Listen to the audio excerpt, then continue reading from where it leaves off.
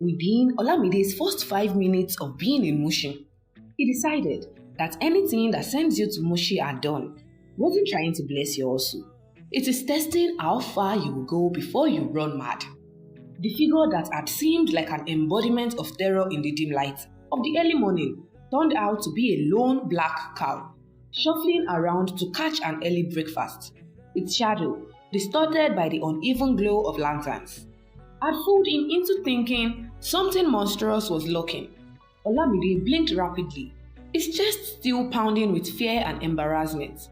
"Gods, I'm already losing it," he thought, his chest still humming faintly as if to remind him of the gods' expectations.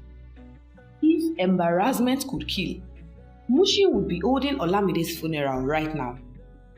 The mistake left him jumpy, his nerves curled tightly as he hurried further into the heartbeat of Mushi, clutching the Nokia 3310 like it was the only thing tethering him to sanity. Mushin greeted him with a ferocity that only Lagos could conjure at dawn.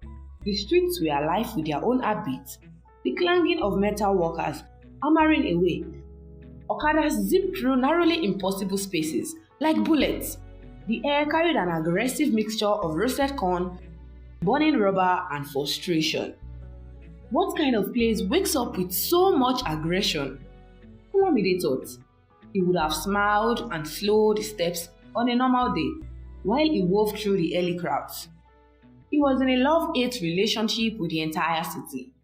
But he was feeling neither love nor hate at the moment, just paranoia. He could almost hear Oshun's voice repeating her words when he was in the room. "Feel the energy, child." "The energy feels like trouble," he mumbled back, from one chaotic scene to the next. By the time Olamide reached the heart of the market, the city had shared the little peace the early morning had offered. The market greeted him like a slap, its energy loud and unrelenting. Olamide weaved through the crowd. He wasn't sure what exactly he was looking for, but the gods had been clear.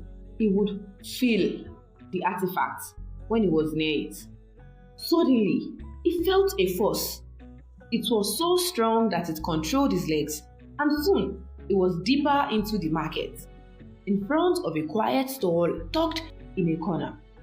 It was cluttered with dusty trinkets, rusted keys, and faded beads. The kind of place that seemed to hold more mystery than value. No one was about.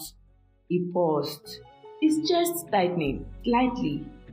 A faint hum thrummed through him, growing stronger as his eyes scanned the cluttered table.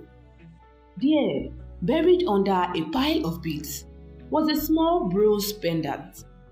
Its intricate design caught the dim sunlight, glinting faintly as though calling to him. The hum in his chest grew louder. This had to be it. Just as it touches the pendant, the air shifted around him again. The market noise seemed to dim, replaced by an unsettling silence that pressed against his ear.